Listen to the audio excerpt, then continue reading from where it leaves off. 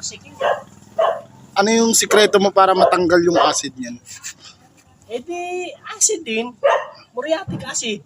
Yun yung gamit ko. Yun. Si acid yan, acid din to. Kailangan tiyagaan lang. Kasi parang walang nangyayari kasi sobrang nipis ng liha. Sobrang dulas lang niya. Akala mo wala. Pero mamaya may result na yan. Anong update dyan? Yun, Lods. Finished product natin. Yun. Bandaw na.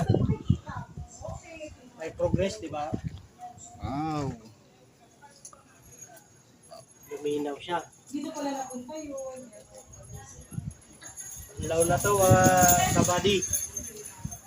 Ito na yung bunga ng pagsisikap.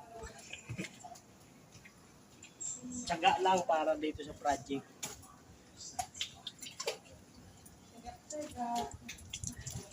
Na.